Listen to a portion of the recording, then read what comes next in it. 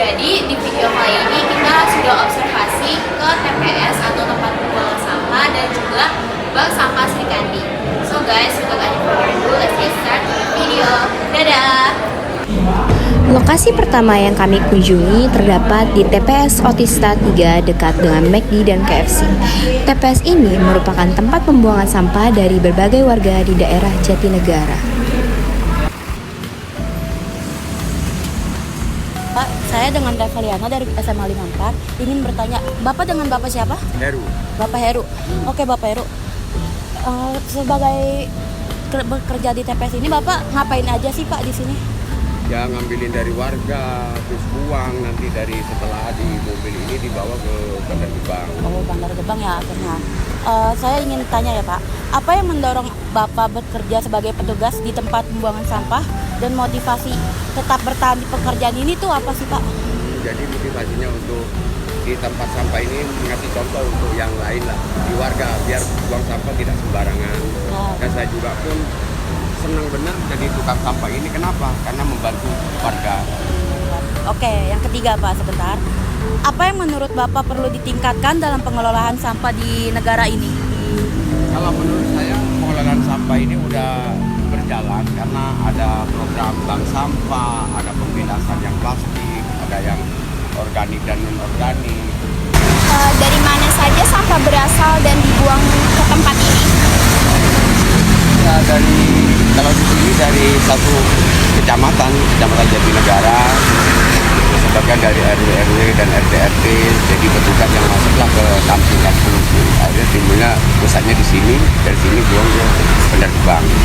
Kayak berapa banyak sampah yang datang ke tempat ini setiap harinya, dan apakah TPS ini menjadi tempat pembuangan terakhir di daerah ini?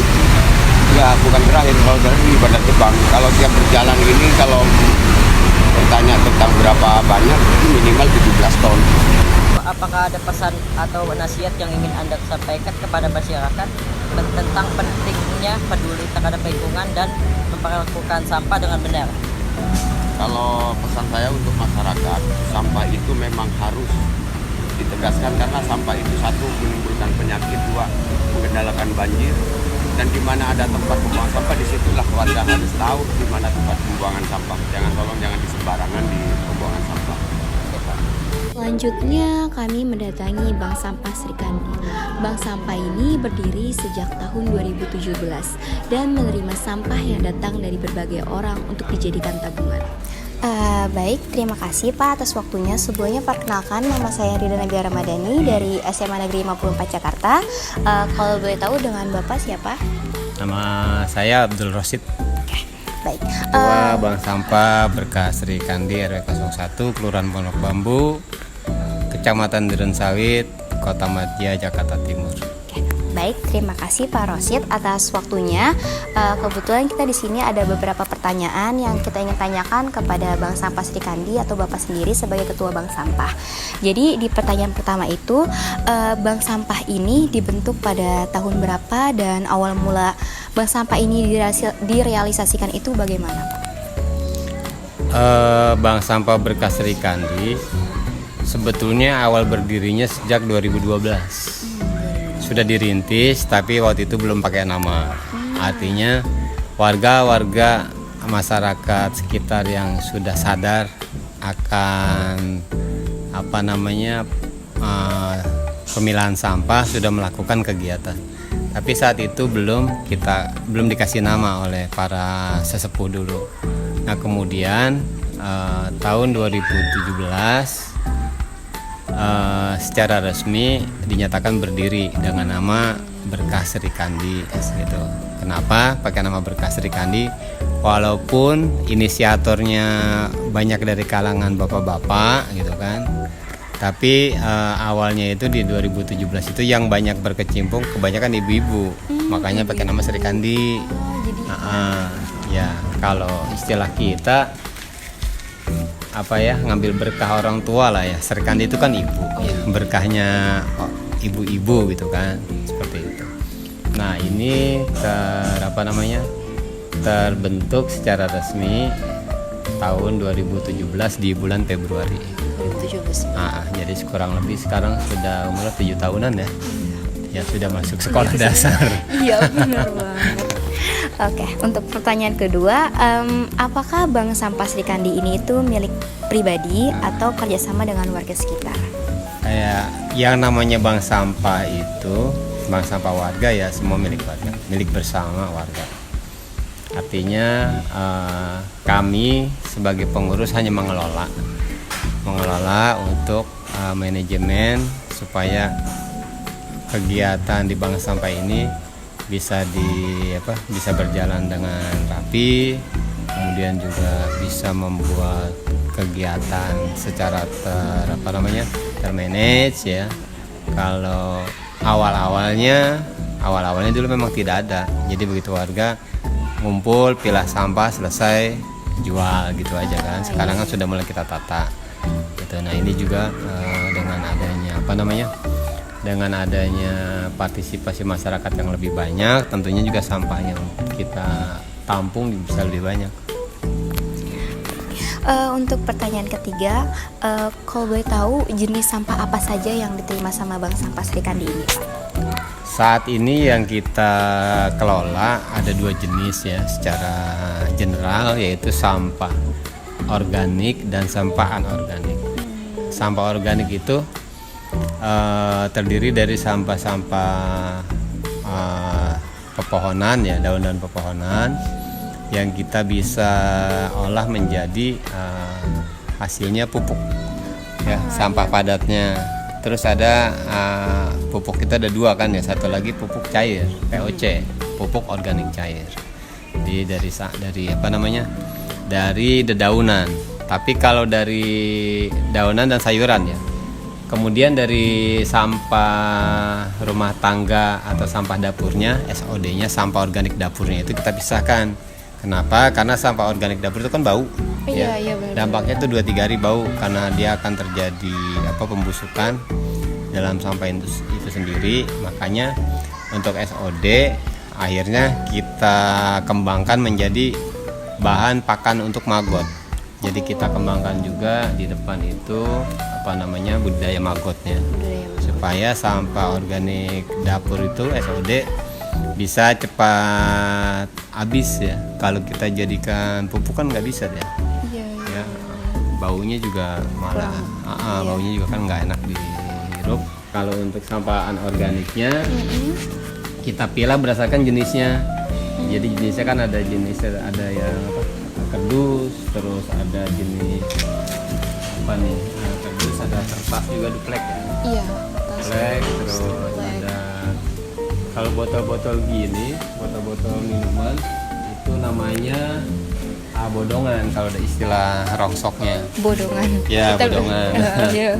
Kali ini beda lagi nih. Kalau ini kan gelas juga nanti kita pisahkan jenisnya. Jenis kayak gini nih.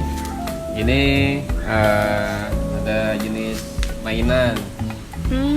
Iya, Kan ada mainan. terus ada jenis mainan, ada emberan, ada apa nih lagi nih? Ini aluminium ya, ada besi, kaleng, besi segala macam. Kita pisahkan berdasarkan jenisnya. Nah setelah kita pisahkan ya baru kita jual nanti seperti itu. Berarti dijualnya tuh ke tempat yang udah dipercaya juga ya, Pak? Ke tempat ya, sebetulnya pihak dinas lingkungan hidup sudah menunjuk ya instansi yang mereka buat, yaitu Bank Sampah Induk. Yang paling kecil itu Bank Sampah Induk ada di tingkat kecamatan. Tapi saat ini karena mereka juga ada keterbatasan untuk pengambilan gitu kan, kadang kita perlunya sekarang diangkut supaya ruangan kita lega. Tapi kan mereka kadang-kadang belum sempat hari ini. Bener. Bisa mundur 2-3 hari. Ya makanya kita cari akhirnya mitra yang bisa hari ini kita minta diambil bisa dibawa sama mereka. Biar nggak terlalu penuh di tempat ini juga. Kalau tadi sampah kita bicara sampah organik, ada satu sampah organik yang tadi belum saya jelasin, yaitu jenis sampah buah. Nah sampah buah itu ya, tapi dia masih segar. Itu kita jadikannya itu ekoenzim. Ekoenzim. Ya, itu kita jadikan dari hasil organik yang buah. Untuk pertanyaan selanjutnya, Pak, manfaat seperti apa yang didapat dari bank sampah setelah pengolahan itu sendiri? Oh, kalau manfaat tentunya karena yang kita kelola adalah sampah milik warga, Iya. otomatis manfaatnya lebih banyak warga. Lebih banyak keluarga ya. Sampah yang tadinya mereka buang cuma-cuma, ketika mereka serahkan ke sini kan jadi tabungan. Benar. Ada sesuatu yang mereka bisa dapatkan dari hasil tabungan itu. Ya padahal dulunya kan sampah dibuang-buang ya. Iya. Dibuang cuma-cuma, sekarang bisa jadi apa? Jadi pendapatan tambahan lah buat mama gitu kan. Tapi